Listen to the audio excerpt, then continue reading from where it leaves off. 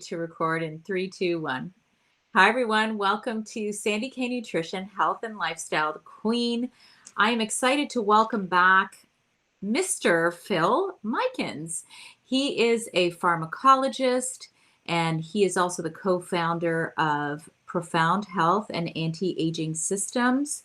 And he is coming to talk to us today in more specifics, I guess, about the peptide bioregulators. We introduced this in our last conversation, but today we want to get into a few of them and get in a little deeper just so that people really understand how powerful these bioregulators are.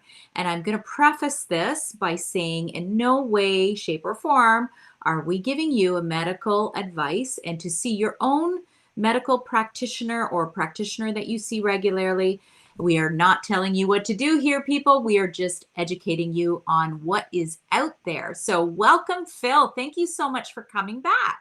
Thank you very much, Sandy. It's a pleasure to be here, and I hope we can help some people out there. And as you say, what we're going to be talking about is the research and what has helped other people.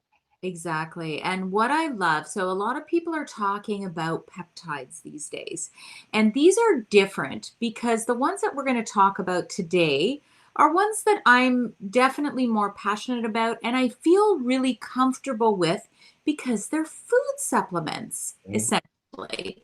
So maybe you can tell us exactly what these particular bioregulators or peptide bioregulators are. Okay, yes, my pleasure. Well, essentially, peptides, of course, are made of amino acids, as indeed proteins are and hormones are. But what we're talking about today, using the magic word bioregulators, as well as peptides, is very short chains of amino acids. So to be a peptide, you have to have two amino acids. That's a dipeptide. So a peptide bioregulator is defined as 2, 3, or 4 amino acids and no more. Okay, and of course there's numerous combinations because there are many amino acids, and you can, you'd be a mathematician to work out all the various combinations you can have. And what we're going to talk about was a Soviet military secret. It's something that has been studied in Russia for more than 40 years, that they estimate more than 1 million people have used. And the other magic equation, apart from being this short chain of amino acids, is that they are specific gene switches. They either activate or silence a specific gene, and therefore will have a specific outcome upon a gland or an organ or a tissue. So this is real target shooting, if that's a good way of thinking about it, for your health. This isn't a shotgun approach to health. This is a rifle shotgun approach to health. Right. And what I find, so just for anybody who wants or who isn't sure what amino acids are, I always talk about this just in my practice. Like, proteins are made of amino acids. So we eat a steak. Okay, well, that steak might have however many amino acids within that steak, but are you absorbing it? And with so many people who have issues with digestion, they're not even absorbing their protein.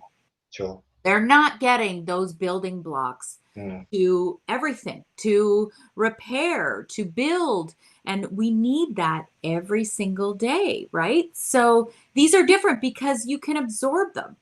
That's right. I mean, one of the common things you'll hear from people is, let's get back to your steak. Why do you want to eat a steak? Because the steak on the plate is loaded with proteins and peptides and amino acids. Yeah. And yet, if you try and eat it through and it goes through the stomach will prevent longer chains of amino acids, i.e. proteins, from entering the blood. So how is it possible that a steak can lead to protein synthesis within the body, i.e. we all know that, the bodybuilders, they bulk up on the steak to get the muscle, etc. So how is it possible that these proteins get into the blood? Well, the answer is they don't. But the Russian research now tells us that the short chain amino acids, which are found in these types of foods, they will pass through the stomach wall, and they've done all the studies to prove this. This is why they can be used orally, and they induce protein synthesis. And that's the magic. So we have actually written a scientific book on this, and I hope the title explains it, which is Peptides in the Epigenetic Control of Aging. But to my way of thinking, this is a big explanation of how to use food to control your epigenetics, because it could well be down principally to short chain peptides. Yeah, I mean, this is why I have been so beyond fascinated ever since, I don't know, I think I met yourself and Zora back in the spring. Mhm. And, I had been interested in peptides, but these bioregulators I find more fascinating also because of the safety profile. Yes, yes. And it is remarkable. I mean, obviously, there's a number, any product, and including peptides, there are numerous ways to take it. Injection is the most obvious one, and some would have to be injected because their chains are so long. I know this is also a hormone, but if we talked about human growth hormone as an example, that is actually 191 amino acids. That's a massive long chain. There's Mhm. no way you can use it without injecting. Okay, it just Right. wouldn't work orally. It doesn't work sublingually, etc. Doesn't work topically. But there are peptides, and by the way, there are growth hormone releasing peptides as well. Yes. But there are peptides that can be used, but some of them can't because it depends on the structure and how I'm going to forget the word at the moment. It depends how structurally capable they are. But basically, these peptides, what we're talking about now, they could be used sublingually and they can be used orally.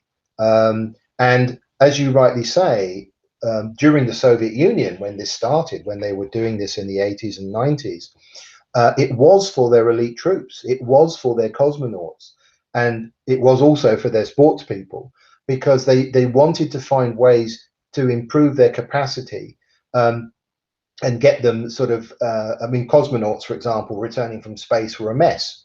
So they wanted to, and indeed, even somebody who does extensive exercise, after Olympic Games, has to recover. Mhm. It's a tough work. And what they found was that these peptides really help them recover far, far more quickly through this protein synthesis. And then they started noticing that with specific peptides, most of them actually originally were extracts of cow, okay, bovine source. You can get synthetic ones now as well, but what I'm talking about now are natural extracts. They suddenly realized that there were improvements in whichever, the thyroid, the thymus, the pineal gland, all these. And then they started realizing, and as this research went on into the 2000s, that they were acting as gene switches. And they have got the most marvelous 3D slides where they show the DNA and they show the peptide arriving, and it's like a key just opening that specific one. And of course, I think one of the reasons is that they've been so safe to date, with over 1 million doses used without any serious side effects, is the specificity of what they are. They're literally operating on maybe one or two genes. They're not doing a wide gambit. And of course, they are not hormones themselves. So if one was to be taking hormones daily or regularly, as the case may be, you're just loading it into your body. Right. These are working from the other way around. They may stimulate your gland to produce more of this hormone or that hormone, but they are not the hormone themselves. There's another thing that we'll probably get to, which is they don't just keep stimulating the gland to make more and more and more. But maybe you're going to ask me that question in a moment. Yeah, I will, but I guess really what I find fascinating too is it doesn't tip you over the edge. And so, like you said, with hormones, we tend to, let's say we're taking hormones. I take too much thyroid hormone, well, it's going to tip me over the edge. And these will just tap into your biological reserve Yeah, as opposed to making you go overly stimulated in that organ or under, right? that, It's supposed to kind of keep you balanced. that's exactly right. And you said a very nice thing there, the biological reserve. One of the fascinating things that the Russians have found in the studies, and at the moment we've got 21 different regulators that come from all kinds of different tissues, glands, and organs. We can get into that in a while. Is that every cell no matter which tissue, organ, gland they took it from, had a reserve of 42%. They were all the same. So there is a biological reserve. Some people in the life extension fraternity have even suggested, if you look at how long we live, i.e. we live to an average age of 80, but we potentially, from the records, could live to 120, that gap's like 30–40%. It's uncanny that the numbers are actually so close. So Yeah. is it that our greatest, longest living people, for whatever reason, can tap into their biological reserve, which gives them the increased lifespan and health span? Very important, Yes. of course, to have both those things. Is this related to the cell's capacity, and is it partly because of these peptides? Okay, we don't have all the answers yet, but absolutely uncannily, as you've already highlighted, Sandy, is the fact that let's take the thyroid. I always like to take the thyroid as an example. Many people understand it. Most people are hypothyroid, which means they're not producing enough thyroid hormones. And by taking the thyroid peptide, it does stimulate the recovery, but it never takes you over. It will literally silence the gene. It will take you within a certain banding. But really, rather strangely, if you're hyperthyroid, because you're producing too much thyroid hormones, it enables the silencing of genes and brings you down within the banding. So no hormone does that. If Yeah. you take if you take a hormone, you're taking your hormones up. Yeah. You can only take them down by not taking any more. This is a completely new way of looking at things, completely new way, and it's very specific. But that's why the name is perfect, right? It's a bioregulator. It regulates, it doesn't overstimulate, it doesn't push things over the edge. So now tell me about, I know they're all different. There's 21 different bioregulators, and they are all pertaining to various organs or organ systems. So what exactly, I know they all have different formulas, of course, but what are they made out of? Well, the ones I'm talking about now are all bovine extracts, Okay. and they're done to very, very precise regulations. The cows, the calves actually, they're not cows, they're calves. They're quite young. Are all specially selected for pharmaceutical work. They don't just come from any old farm, as it were. And of course, it goes through a pharmaceutical process. And before anyone worries about mad cow disease or something like that, the actual size of these peptides is so small, they're sub-Dalton. And you can only pass on diseases with Dalton size molecules. So all the filters that are in the system to produce the product, it's not possible to get that kind of reaction. Okay. And so, yes, they are taken from the tissues of these animals, whether it's the liver or the kidneys or, other. And there are some very specific ones like the retina, the back of the eye, or the pineal gland, or the thyroid or the thymus. So there are now several synthetic versions. Yes. Okay. So those people who don't want to consume animals in any way, shape, or form. But there aren't so many of them. We're looking at, I think there's 7 of those at the moment, but there's a much wider choice. And I just like to remind people that all the trials, that go back over 30 years, firstly in vitro, in other words, in glass, and then animal, and of course human, and some of the biggest human studies you've ever heard of. It's really phenomenal. They were all done with the natural peptides. Okay. Okay. So I'll in this conversation, I'll stick to those. Right. Right. Yes. So very clean animals, Hmm. clean in terms of, I always talk about that animals that are not fed antibiotics and hormones and all that kind of stuff. Hmm. So and it's a very precise way in terms of how it's done.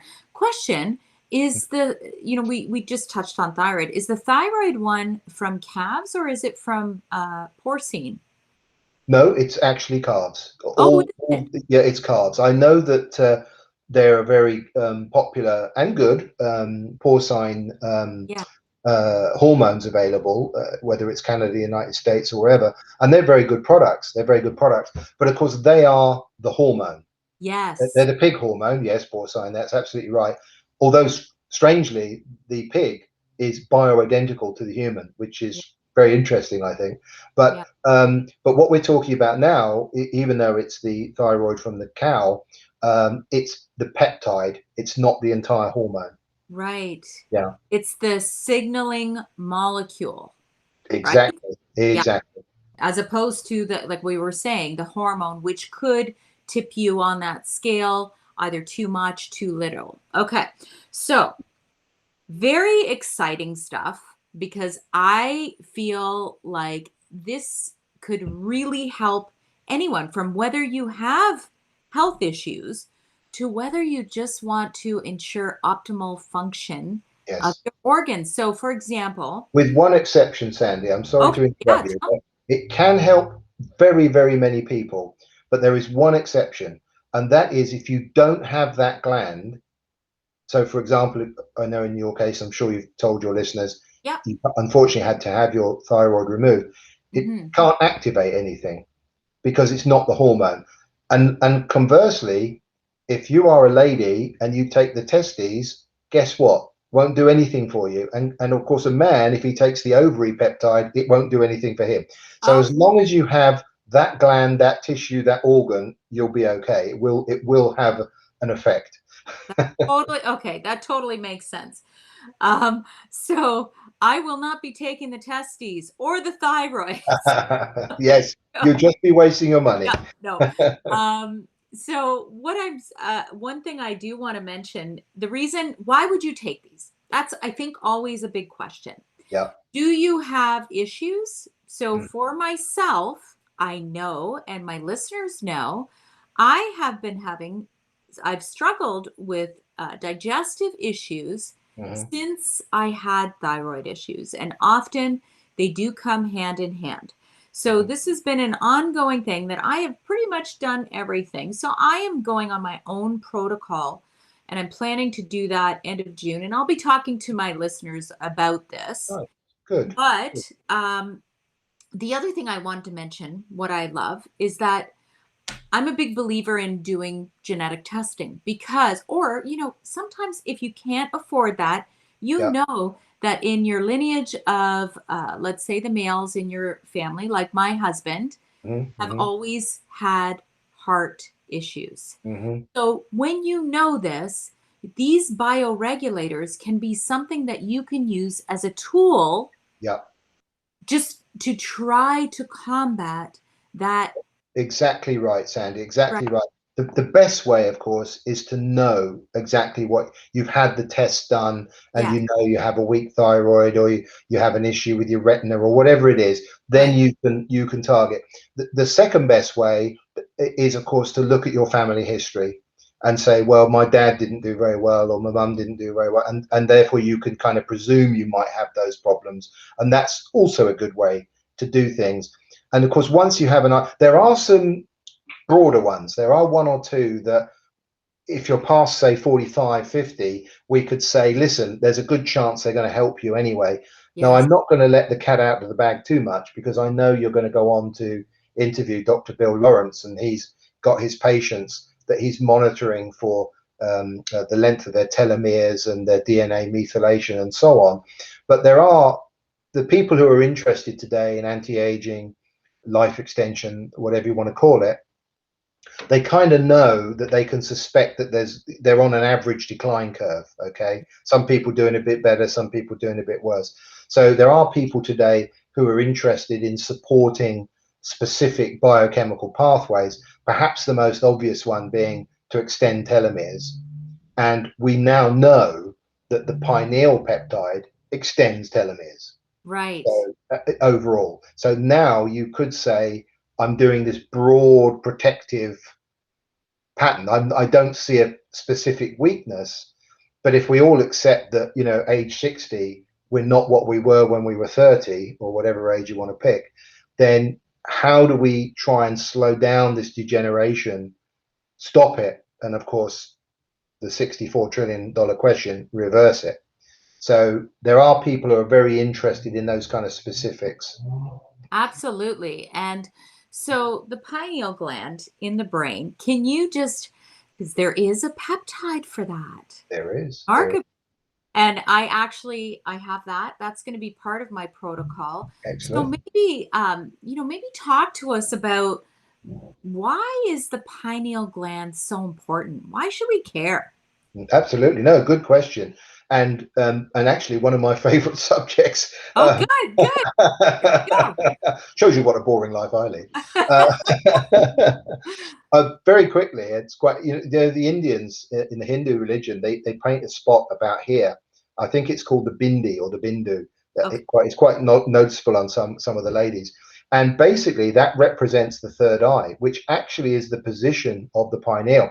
If we were to draw a line from sort of just above the bridge of our nose here on our foreheads, and then from the tops of our ears, that line would dissect in the middle of our brain, and that's where you'd find this P-shaped and more or less pea-sized pineal gland, and it's at the center.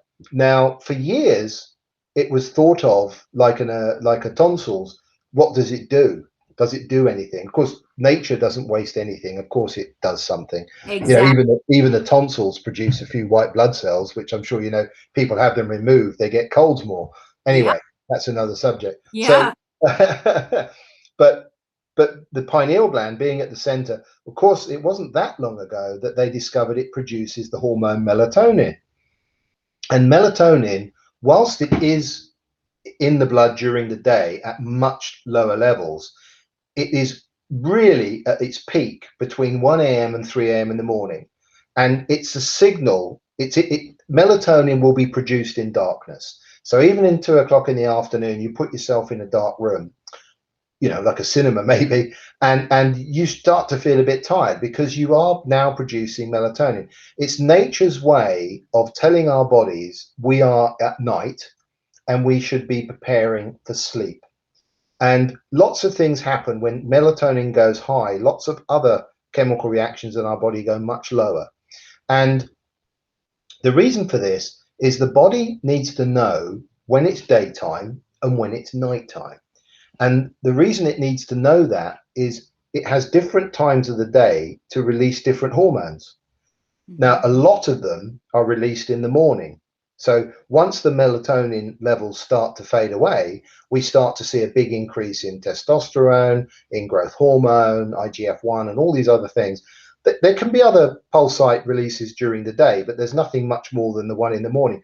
And it is the get up, get going, make use of the day.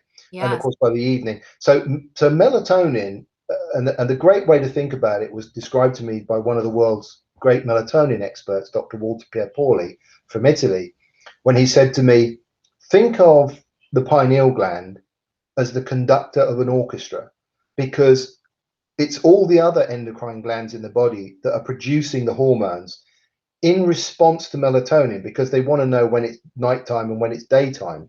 And he said, if you have an orchestra without a conductor, it makes noise. But if you have an orchestra with a conductor, it makes music. So basically, the circadian rhythms, the day night cycle that we're on, is monitored by melatonin. Once the body is in a nice circadian rhythm, the hormonal cyclicity is corrected.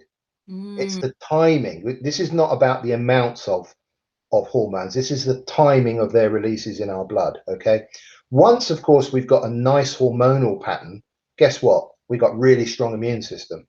So all those things are like a hand in a glove. And that is the key feature of melatonin. So much so that I've thought for many years that melatonin is the aspirin for those interested in anti-aging. I think everyone over 40 should be on some dose of melatonin. Now, in my country, in the UK, I have to go and get a prescription to get melatonin. I don't know about Canada, but I know No, in the United States, you go down Walmart's and or go to yeah. local garage Thank and you you. buy it. But now there is another choice. And of course, it's this pineal peptide. And what it will do is it will help you endogenously, in other words, internally in your body, make better levels of melatonin. So you're going to get back on this circadian rhythm. It can take up to 3 months, depending on how damaged you are. Okay. Some of the people who work on aircraft, or if you travel a lot on aircraft, or you're a shift worker, Shift you workers for you sure. can be in a mess. We know a lot of the ladies who are perhaps on the planes, their menstrual cycles are all over the place because their body doesn't. It was in Australia that week, and it was in New York the next one, and so on and so forth. So and that's why, I mean, melatonin really came to the fore for jet lag. I mean, but it's so much more fundamental than that. Yeah. And now we know with the peptide from studies, and I'm sure Dr. Bill Lawrence will tell you about his results in his patients, that we do now see another advantage. It extends our telomeres, which could be a really Yeah. fundamental thing. Yeah, and telomeres, they're really that's there's so much talk about telomeres lately. And it has been shown that when our telomeres, which are the little caps at the end of our chromosomes, when they start to shorten, that's usually an indicator of possible health issues, aging, all of that. So we don't want that to happen. So really, this pineal bioregulator, Mhm. it kind of has, I would say, a cascade of positive effects. Would you Yes, say? it does. I mean, you could say, I mean, we've certainly seen it with melatonin, that by putting your entire endocrine system on the right time scale, as it were, because you improved the releasing time of all the hormones in your body, what can't you affect? You know, because Uh, if you've got better DHEA from your adrenals or better yes. thyroid, you can actually have an overall effect. Now, as I've said earlier, I wouldn't say it increases the amount of testosterone or whatever it is you're trying to achieve, but it's going to improve the the Balance. timing of the whole hormone. And generally speaking, when you look at the clinical results, if you do the program for about 3 months, that's when you find the big effects start to kick in. I'm not saying that people don't notice things within days and weeks. They do, some people. But from a clinical perspective, at around 3 months, we see really quite dramatic changes taking place. Big noticeable changes. Okay, so that's one of the first ones that we're talking about. So pineal. Another one that we were going to talk about today is the thymus Hmm. Hmm. peptide. I mean, a lot of people don't even know what the thymus gland is because it seems to be so insignificant Yeah, in terms of it shrinks as yeah, we get shrinks right from puberty, that's right. That's and right. it controls a lot to do with our immune function. Yes. So maybe talk to us a little bit about this bioregulator because I'm Sure. fascinated with it too. Well, of course, the thymus is here. It's more or less here in our chest, and it can be quite a sizable gland. And as you correctly said, Tandy, it tends to start to atrophy, to shrink at puberty. And some of the big anti-aging docs out there think this is the trigger moment for aging because Yeah. everything until that moment has been growth and development. Okay? Yes. And now suddenly we're 14, 15 years old, okay, and puberty, whatever, sometimes a bit earlier these days. Yeah. And it is the time when we start to see the involution of the thymus gland. Yeah. Principal job of the thymus gland is to, produce white blood cells, killer cells, and, a real strong part of our immune system.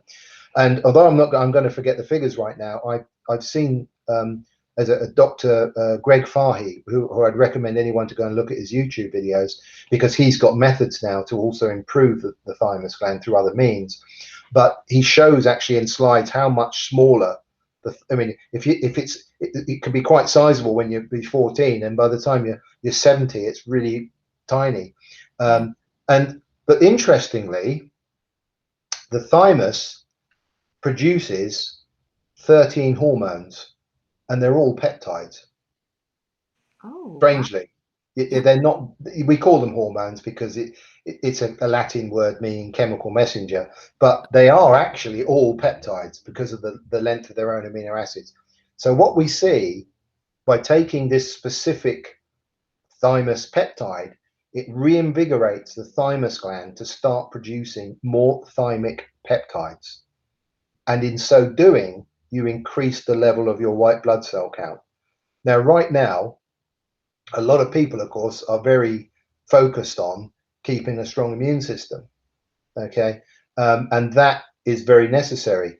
there is a nice benefit as well from this, and that is that when you improve the thymus condition, and I'm talking now of a German study that was actually done quite a long time ago, probably 15 or more years ago now, where people with rheumatoid arthritis, after several weeks of invigorating the thymus, will not only reduce the number of painful joints and overall pain and swelling and inflammation.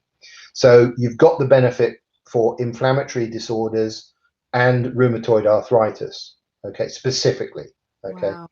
So the thymus is a good thing to keep strong, because nobody, whether it's COVID-19 or whether it's pneumonia or whatever you want to call it, nobody wants to have it. So, and as we all know, even with COVID, over 90% of people who have had it haven't even known they've had it. Well, how can that be? Well, I bet you a pound to a penny, they've got good, strong thymus, good immunity. Okay, that's an amazing peptide as well. Okay, and now I'd like to move on to blood vessel. And the reason I move on to that one, and I feel people are like, oh, okay, blood cell, blood vessel, why? Why would I take that? But really, it's almost an important addition to any protocol that you're Mm. going to do with these peptides. Can you talk to us about why? Why is that one so important as well? Sure, Sandy. Well, it's fairly probably obvious that if you can improve the blood supply throughout your body, then what you're effectively doing is every cell in your body, you're going to deliver nutrition to it better, and you're going to extract the toxins better, right?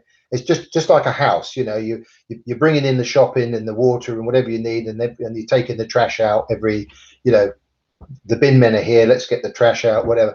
And the cells are like that. So if you improve blood flow, you improve the nutrition to the cell, you improve the extraction of toxins from the cell. So that's an automatic given. But there is but this is specifically blood vessel, and there is another nicety to this.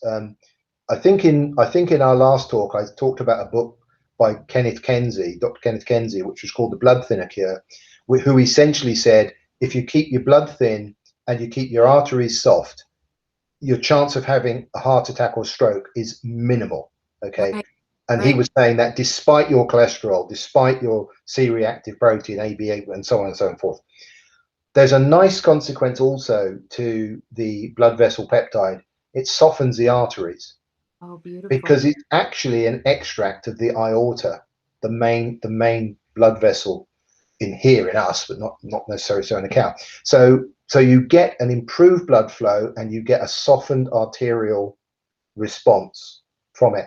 And Professor Vladimir Kavinson, who is the lead Russian researcher behind this technology and has been for many years, he actually, if you're on a peptide program, whatever it is you're targeting, let us say you're targeting your thyroid, he always recommends the blood vessel.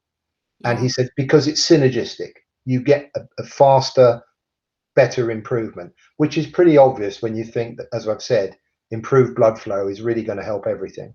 it Oh, is. by the way, Yeah. oh, sorry, I shouldn't mention this. By the way, there are lots of people out there now who say that probably all dementias are vascular. Okay, I've heard that said a few times now. It's a Wow. restriction of blood flow in one, which then leads to low oxygen or low glucose or whatever and it spins off in different ways, like low dopamine or low acetylcholine, which then leads to Parkinson's or Alzheimer's or whatever. But principally, and I know also there's the concept of that these dementias are type 3 diabetes Yes, as yes. another. But I've heard it said many times, the base layer to whatever happens is vascular. So it is important. And also eyesight, hearing. Some of the smallest arteries in our body are feeding our ears, are feeding our eyes. And we know that people can have improvements just by improving their blood flow. Yeah, that makes sense. I mean, even if you have an injury, you want to get the blood to flow to that injury. So you apply heat, right? Yep, You know, they say the cold is for the swelling, but if you want to actually heal that injury, you need to bring blood flow there. So I absolutely. think it being very, very critical to any type of protocol, but also Yep. what you mentioned, the elasticity Mhm. the arteries. Yeah. And I find that fascinating because so I have a bio strap. I'm not wearing it right now, but it measures, you can do these biometrics and it will give you your arterial age based on that Yes. moment in time, right? Yes. So how stressed are you? Like, are you Yeah. tense? Are you stressed? Is the blood flowing? And Yeah. it tell you. And I find that amazing to know. I'm like, Yeah. okay, I am stiff, stressed out right Well, now, no, right? you're not going to believe this, but some years ago, I was involved in two studies where we were measuring arterial stiffness, and we published this in two Oh, journals actually.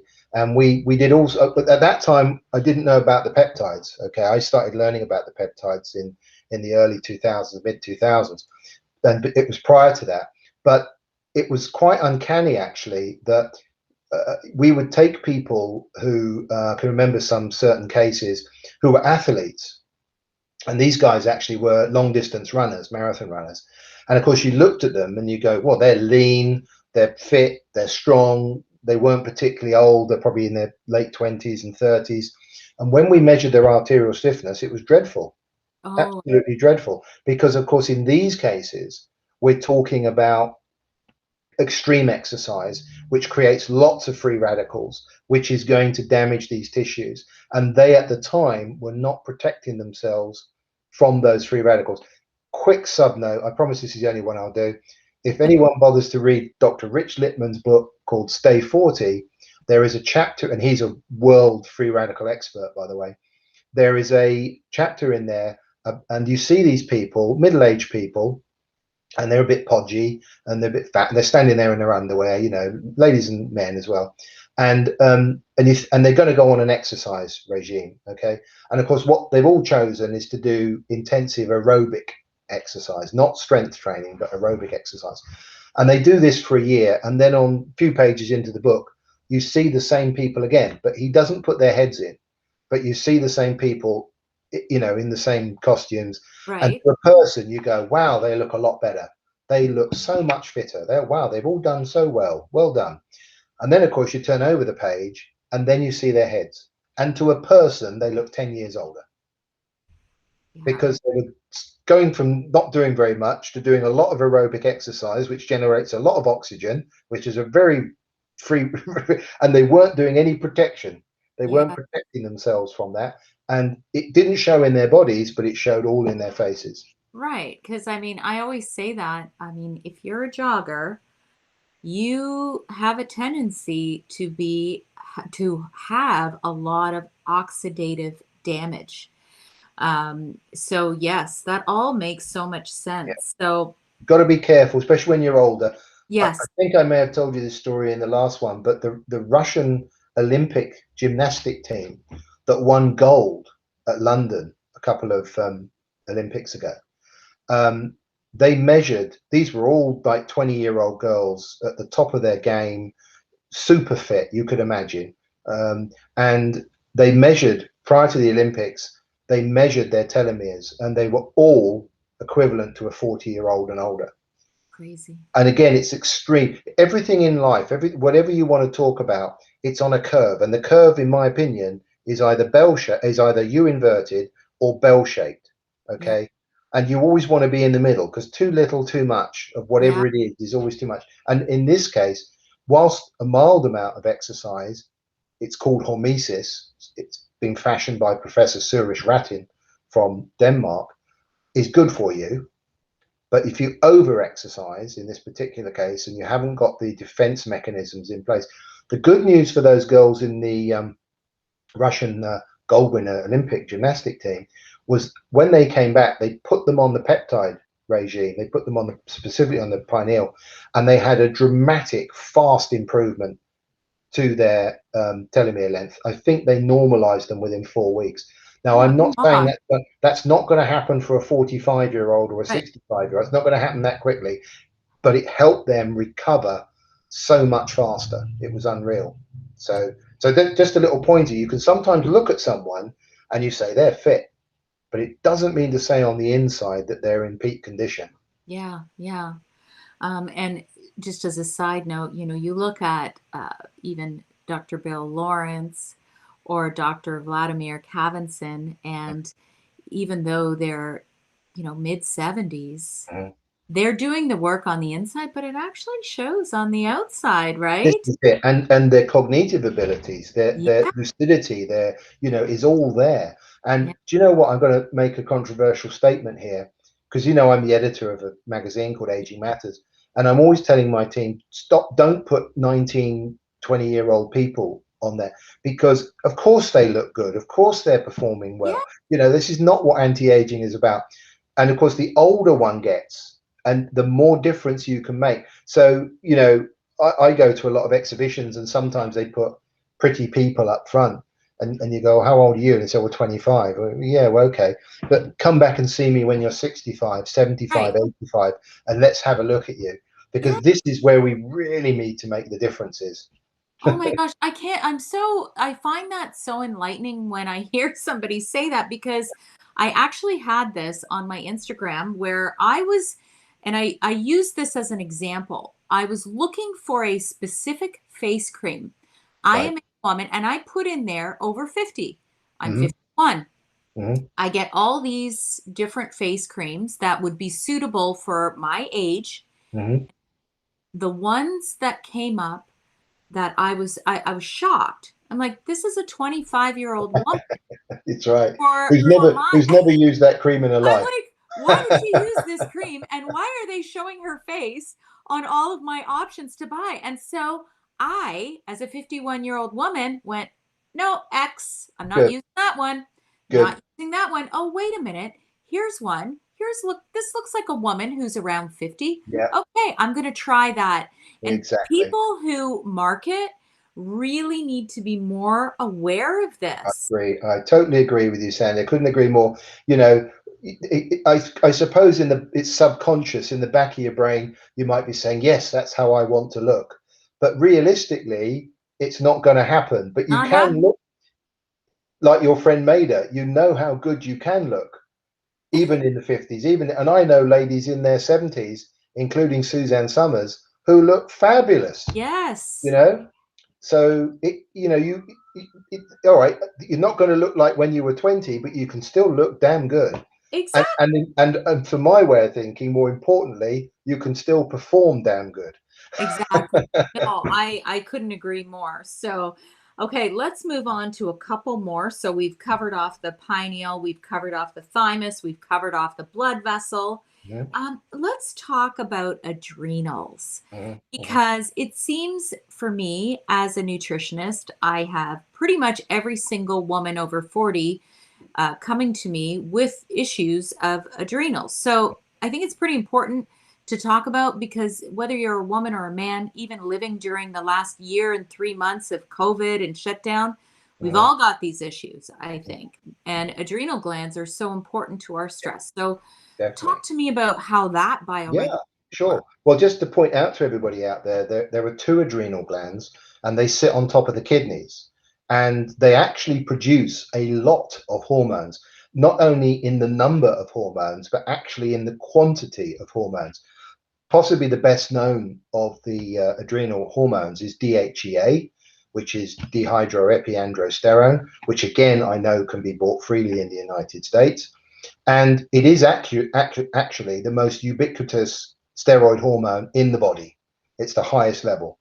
But so that's being manufactured by these little adrenal glands. And you've also, of course, got cortisol, which is a very powerful hormone. Some people call that the dark hormone, because it's one of the few hormones that can actually go up with age, which is surprising because most hormones Yeah. go up with Yeah. age. So that's another one. And also another one is a very interesting one, actually, in my book, is aldosterone. And aldosterone is recognized to help balance the sugar and potassium levels within the body. Some people say if you get a bit giddy and it's low aldosterone, you've got the wrong. So that's kind of the orthodox. If you feel better lying down than you do standing up, it could be because you're low aldosterone. That's one of the classic things. But one of the fabulous men in medicine today, Dr. Jonathan Wright from the Tahoma Clinic in Washington, who's a very well known doctor in the States, has written many books, and is a genius in my opinion. He, and this is one of his fortes, he rediscovered 1940s research, because he has a team of university students, and all they do is go down the libraries.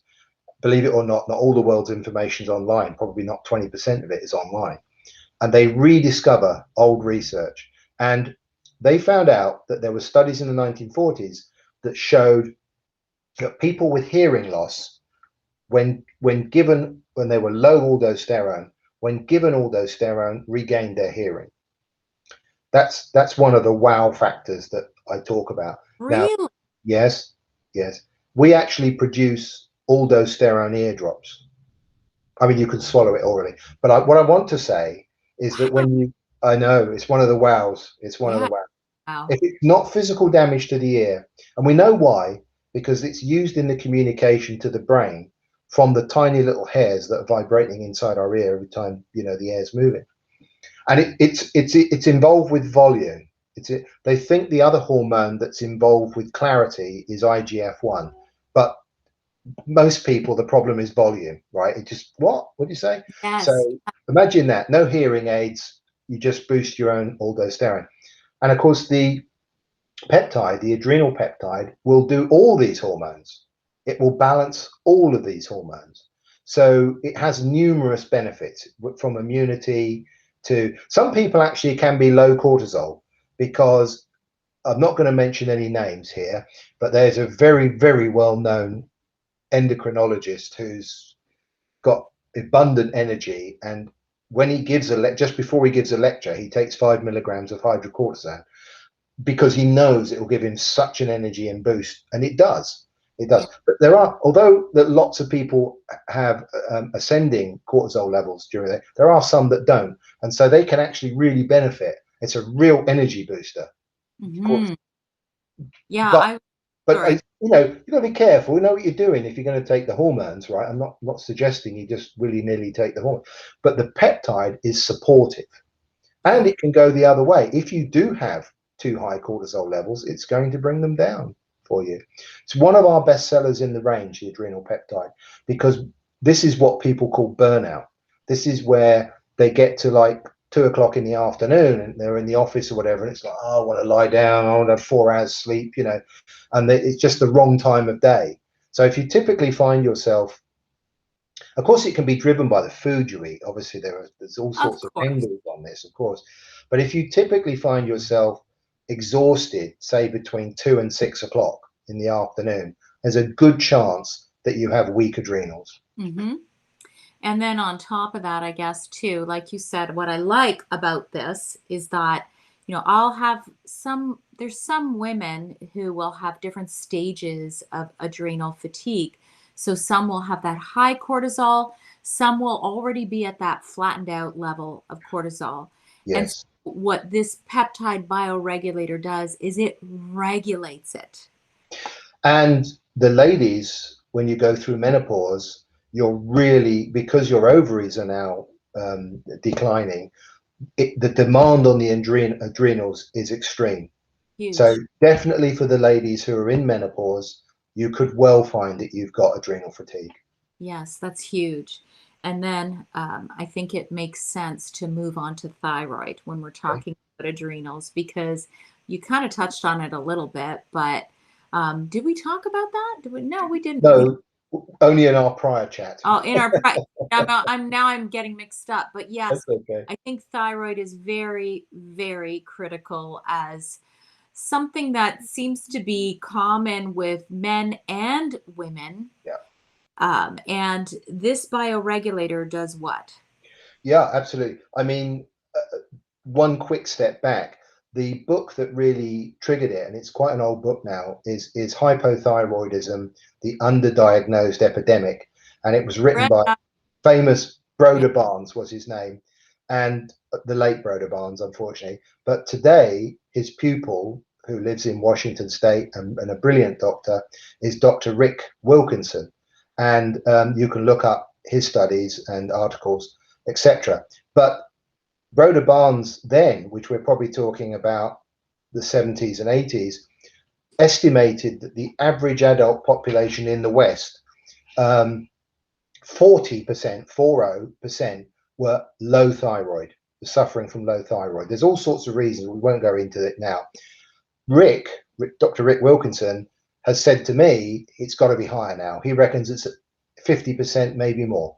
So how to think that 1 in 2 adults have a weak thyroid gland. Very easy way. Yes, of course, you can go and get a blood test, but there's a very easy way. I'll just, if you don't mind, Sandy, I'll just tell everybody. And this is the old-fashioned way of doing medicine, is when you wake up in the morning, before you do anything, take your temperature, right? And then write it down, keep a piece of paper by your bed or whatever, write it down and do that every day for about 2 weeks. And then take a look and see what is the number that occurs most, okay? And what you'll be fascinated by is the incredibly incremental differences. Now I'm going to talk in Celsius, so somebody, if they're not used to it, will have to go and get a conversion calculator. But you want to be, on average, between 36.3 and 36.7 degrees Celsius. If you've got a number from in those, congratulations, you've got a healthy thyroid. However, if you are regularly below 36.3, and I've even seen people in the 35s, you've definitely got an underactive thyroid.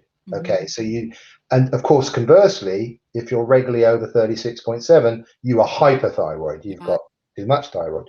Now, if we were to list out all the complaints that people have with low thyroid, which is, let's be honest, far more common than the hyperthyroid one. Yes, and there's many. Oh, it's many. It's some of it even contradicts itself. Weight gain, weight loss. Yeah. Too much sleep, too little sleep. You know, but the fundamental one, of course, is that, again, is temperature control. Not only your metabolism. If you've regularly got cold hands and feet, or you go to shake, when was the last time we shook someone's hand? Or you or you go to shake someone's hand and you know how cold it is, and they haven't been outside, they haven't been standing under the air conditioner unit, you know, you got cold hands, and then they'll normally say, oh yeah, I get that all the time. They've got a weak thyroid, almost certainly have a weak thyroid. And so if you get your thyroid back up to par, as it were, all sorts of nice things start to happen. The energy comes back, the depression is lifted, normally weight loss, the sleep returns, you know, the whole thing, the whole gambit. I think that's why the thyroid, both as a medication and as the peptide, are some of the most popular in the world, because people notice the differences and they notice them fast. And you can literally keep doing that temperature test I just told you about, and over the weeks, over the following days and weeks, you will see your temperature go up by 0.1, or 0.2, or 0.3, and you'll be gobsmacked at how incredibly accurate it is. I love that, because in school, when I was back in college for nutrition, we were taught that. And I am a big believer in that method for people who are not as attuned to subtle symptoms. So it's a great way to say, okay, obviously, if my temperature is here all the time, and also I love that because that's a great way to know if the bioregulators are doing. Absolutely. Find out for yourself. Obviously, you can do blood work tests, and that will show you the same thing. But as a quick side note, yeah, all his books are expensive. I'm sorry, I'm looking at the table because there's probably one over there. Dr. Thierry Hertog, who's a very famous Belgian hormone expert, he writes all the top reference books on hormones. They are expensive books, I'm not denying that. But there's one I think anyone would be fascinated to see, and it's called the Atlas of Endocrinology, because he is a 4th generation endocrinologist. So he's literally, his father, his grandfather, his great-grandfather, they go all the way back to the 1800s. It's unbelievable. Okay. And in that book, you've got all these hormones, including, of course, the thyroid hormone. And he's got all the old-fashioned ways of looking. I mean, you've got pictures of patients, and he says, look at those eyes, look at those lines, look at this, look at that. This is a symptomatic of hypothyroidism. Yeah. And then on the other side, a completely different look, different patient, obviously, and he'll say, now look at this, look, example of hyperthyroidism. Because of course, back in the 19th and even early 20th century, they didn't have these blood tests. So they looked at the patients, they asked them, that maybe they pinched their skin and did some other things, but they didn't have the blood work. So this is a record, and it is quite fascinating to see it. It really is. It is. I've seen some of those photos as well because, right now, even though we do have blood work, there Mm. are many factors such as are they only testing TSH, right? Which is what happens, I know, in the UK as well as in Canada. And I'm not sure about the United States, but they'll only check so your It, TSH will be okay, yeah, but it's a disaster, because it's awful. if this is the range, Yeah. that they're looking for, and the patient comes in, they can barely drag themselves into the office. Say, "Oh, doctor, I'm so weak. I'm so tired. I got no energy. It was almost a struggle to get here today. Yeah. Oh, please, what's going? Oh, it could be your thyroid. Here are the results of your test. Oh, you're fine. Yes. You're Yes. within the range. Exactly. Next." And they're the worst ones. And there have been disasters even here in the UK. I don't know if we've got time to talk about it, but I know of doctors who've been struck off because they treated a patient when their result was here and they didn't need any thyroid hormones. But the patient totally there was one very sad case that was reported even in the mainstream press in the UK a few years ago. A doctor was struck off because a colleague had reported him for giving thyroid when it was within the normal range. The No. patient went into decline because they were no longer on the thyroid medication, died shortly afterwards. And what did the coroner write on the death certificate? The cause of death? Hypothyroidism. Oh my You know, God. Oh. who benefited in there? And I obviously but thyroid is always so near and dear to me because Mm, I don't have one, and I feel like had I been educated, had I been properly tested, had the doctor even palpitated, mm, mm, which is something that was missing, he would have felt that I had one very large nodule. I mm. mean, by the time they found something out with me, I had five already. And I had had ups and downs in my weight for Yeah. years before. I had an inability. I mean, we could go on here, but I'm not going It to get must. into. But I kind of know the pressures you come under. Again, I don't want to get into this story, but my wife was diagnosed with breast cancer a couple of years ago, Yeah, and it was the first time I was kind of on the other side of the fence, if yeah, you know what I mean. And the pressures from orthodox medicine to do something tomorrow, yeah, yeah, was, it was incredible. And was luckily I had some knowledge, and I have a lot of connections to people who have much more knowledge than I do. yeah, And in my wife's case, what did the hospital want to do in England? Give her a mastectomy. yeah, Okay.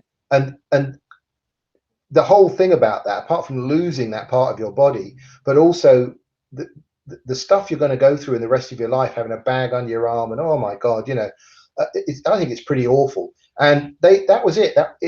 In English, or in Irish actually, they say Hobson's choice. It's Hobson's choice, which means having no choice at all. And that's what it was.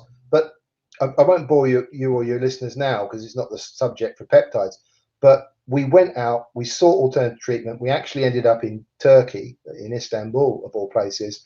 And with an all natural program, within 4 months, you had a complete remission. And there was no surgery, no radiotherapy, no serious side effects. Um, a lot of natural things like vitamin C and Laetrile we used, mhm, and they also use these they shock you with heat and then coldness and right, right, vibrations and other things. But there we are. We came through it with flying colours.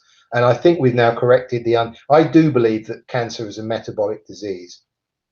That's not my idea, but ever since reading Thomas Sayfield's book, Cancer is a Metabolic Disease, is a real eye opener. I think in her case, she was very low because she's perimenopausal, that she was very low progesterone. Some women go down to zero progesterone, yeah, whereas yeah, estrogen may go down 40, 50, 60%. And I think since we've given it, we now have her on natural progesterone. So we've helped her. And guess what else she takes? She now takes the ovary peptide. Okay. ah, So I think we've got her back on track. And it's now been over 18 months since she was released from the clinic. And we do follow-up tests with thermograms, which is the right way to Right. discover breast Yep. cancer with a I've picture. had them.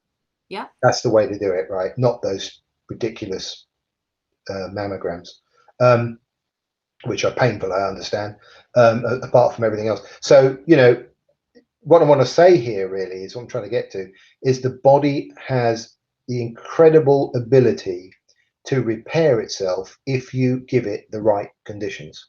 Yes. And what I also want to say is, and I'm sad for you, Sandy, is that if you are in such a predicament, like the doctor saying we need to remove your thyroid gland or whatever, don't rush it.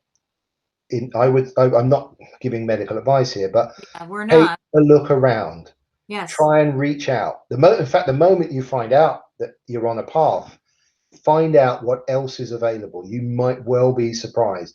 You wouldn't take your car into the first garage and say, what's that knocking noise on the engine? And then just let them tear it apart. You might want to go to some other garages, Yeah. and you might find one guy say, oh, actually, you've got a stone in here. I'll just take it out, in the fan belt. So don't, and I know it's hard. I'm trying to write this book at the moment called Keeping Abreast in Modern Times.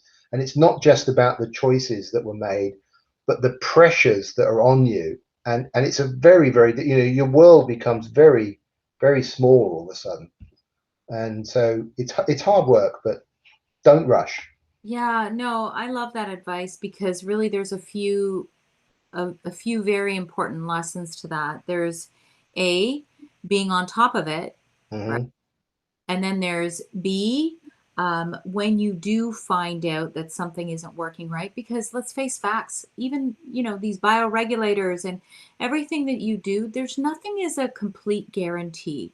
We Sure, don't know. There's so much we don't know, sure. right? But getting other opinions. So, in now when I look back, I'd go, I probably would have kept half of Mm, the mm, thyroid and mm, had some of the gland and worked to heal that other mm, half that was non-cancerous, right? mm, mm, mm. So, That makes sense. Yeah. definitely there's And Sandy, it's a package, right? It's not, nothing is fixed by taking one drug, right? right. It's going to be a lifestyle change. It's going to Yep. be what you eat, the stress you've put yourself under. You've got to get away from it. Whatever it is, it will be a whole combination of things. But if you get that combination, and everything I've ever read in clinical stuff, 3 months seems to be a magic time. If you Yeah. get everything back I into agree. balance, 3 months, it's Yes. like, oh, I say that all the time, even when, we're working, like if I'm working with a woman who has some hormone issues and she's maybe taking some DIM, some mhm, chase tree berry, something like that. I'm always saying, give it 3 months, mhm. like the cyclical time that you need to see whether the hormones are really responding or what's really happening. So I guess it's kind of the same with these bioregulators. Would you agree with that? Yeah, I think, again, it depends on two things, of course. It depends on what your condition is, how Yeah, serious is it, right. and of course, it also somewhat depends on your dosage. There are, of course, occasions where you have to take more. If we want to quickly talk about dosage, which is almost applicable to all of the peptides, You know uh, what?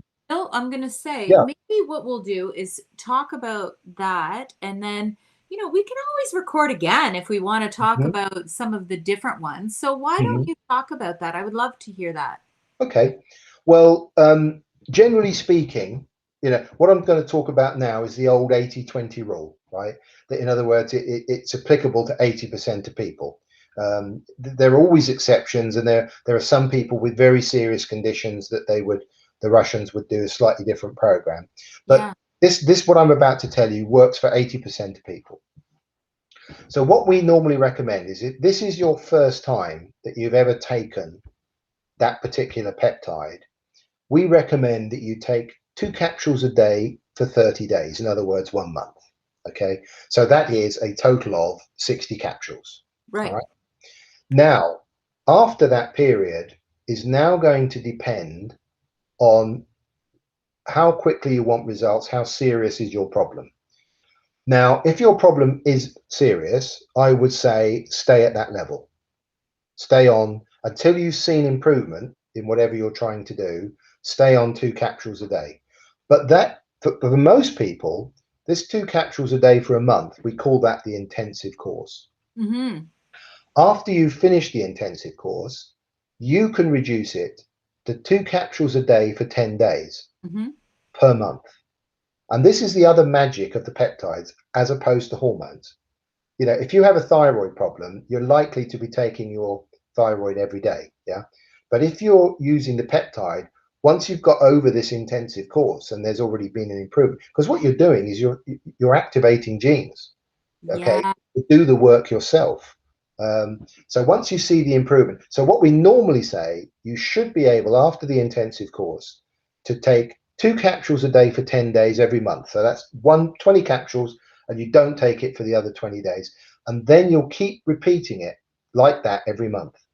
Once you've got to the next level where you've said, I've definitely made improvements, you go on the maintenance course. And the maintenance course is 2 capsules a day for 10 days every 3 months. Right. And now we're talking about 4 boxes of peptide every year.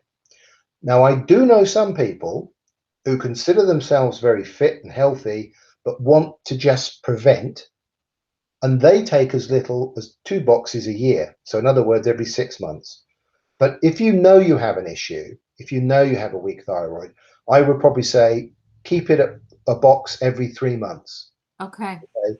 Because it, you know, until you definitely can see, and then maybe you're playing a little bit with what you need. But here's the point, and it's the same with the Pineal. If you're increasing telomeres, again, if you've got your telomere test in front of you and it's a really nasty score, then I would say 2 capsules a day.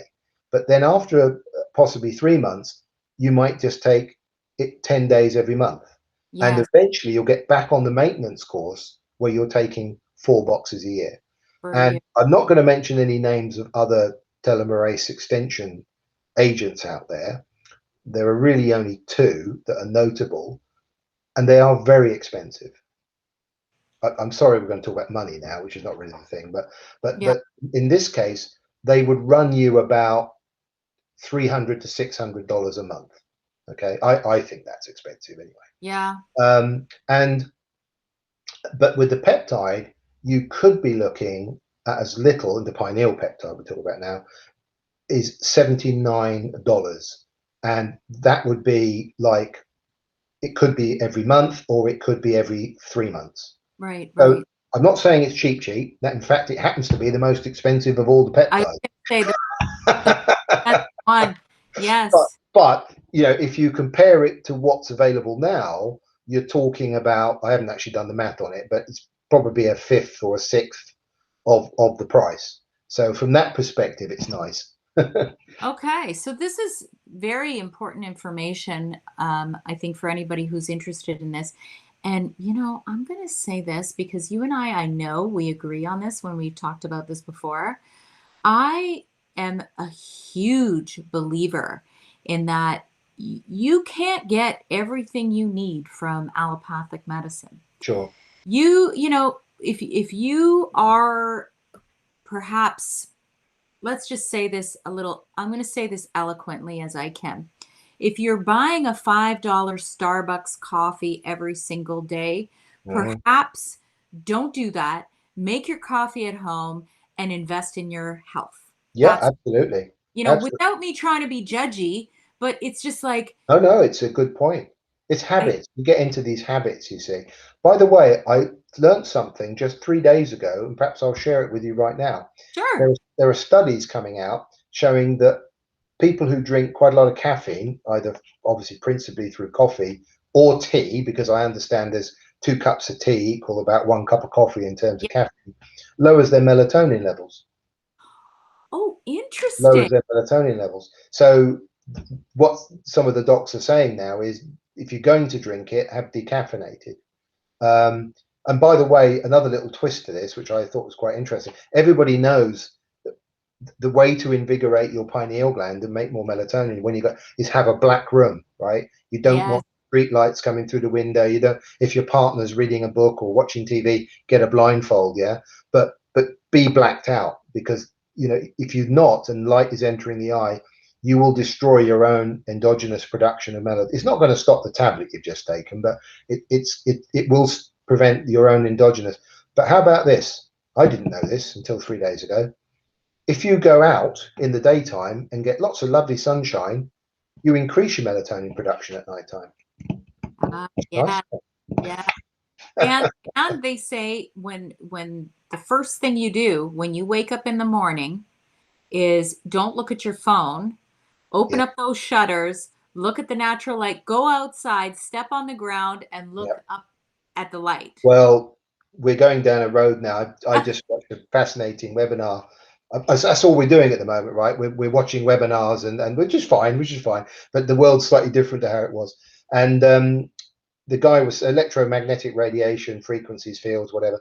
Yeah. And the best thing, if you are going to keep your phone anywhere near you, which is obviously not good news, put it on airplane mode, Yes. because you're going to cut that. Otherwise, it's hunting all night for the signal. And even if it's 3 feet away from you on the bedside cabinet, best of all, don't have it in the room. Yeah, that's true. True, but some people like I have mine on airplane mode Good. as well, and it's far away enough, even though it is on airplane mode. But there's, you and I could probably talk into all, like we can get into all the foundations that comes before peptides, Yeah. and that's what I always say to everybody. Really, is these peptides are wonderful, but if you don't have the foundations down, it's like you're Yeah. on that wheel and you're just That's it. not gonna It's make a it up. pyramid.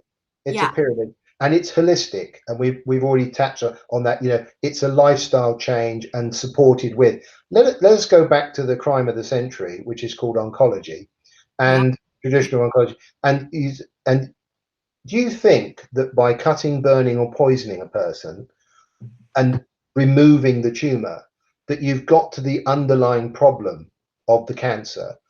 And conversely, even if you have removed that tumor and you slap the patient on the back and send them home, how do you think that person's body is helping to repair itself? None of the approaches it may have removed the tumor, but it's not repairing the damages so you're down to the patient's lifestyle, Yes. whatever it is they do, their exercise, their food, their environment, the sunlight they get, the supplements they take, etc. That's what repairs the body. Yes. So it hasn't got to any regenerative type of approach. It's Yeah. a smash and grab type of approach. Yep. Um, so you're absolutely right. When you do think, so I think I may have told your listeners this before, but I Yeah. view health as a pyramid. And all the stuff at the bottom, because a pyramid's got a lot of stuff at the bottom, that's the stuff you have to do regular. So you eat organic food and you go for a walk in the woods and you get some sunshine and you do some, and you de-stress and you detox and you take saunas and all that good stuff. And you drink nice water, and clean air. And that's the stuff you have to do regular, regular, regular, regular. That's the base. And then the next level I call the additional level. That's where you can start adding some supplements in. You can take Yeah. some vitamins, you can take some minerals, you can take some oils, you can take these peptides. Okay. And then you can it'll help support the foundation. Then, if you start getting near the top of the pyramid, which is a much smaller area, you get the advanced area. Now, I say what makes it advanced? You must be working with a health professional. So you might be taking a hormone replacement therapy. You Right. might be using some other kind of specialist program. You need to work with a health professional. And finally, at the very tip of the pyramid, then you're into the experimental, right, where you might be doing stem cells or messenger RNAs or whatever it is, and there you certainly need. But that will be an experimental area. Nothing will be set in stone there. Yeah. But if you have something all the way down, but obviously as you go down, there's more and more and more that you need to do, Yes. then I think you have optimal health. Yeah. Oh, that's a wonderful way to wrap up this conversation. I loved talking to you. I love talking peptides. I think we're going to have to go into other conversations like bone marrow and cartilage. And there's just, and even you touched on ovary. I think we're going to have to record again. So I'm going to bug you again, Phil. I know this is a big topic. It's very hard to do it in an hour, but thanks very much, Sandy. Yeah. And so for those of my listeners who are interested, I do have a link in my website under shop, under Profound Health. I do have a discount code for first-time buyers. It's Sandy K15. And hopefully we'll be able to get Phil on here again. And I thank you so much for coming, Phil. My pleasure. Have a great day. Thank you. Okay, I hit stop. That was such a fabulous conversation. That might have been better than the first one. I think I was a bit more on target this time. I tried Oh very no, hard not to go too it was too so wonky on you. good. No, the other one, I thought the other one was great too, but this was wonderful.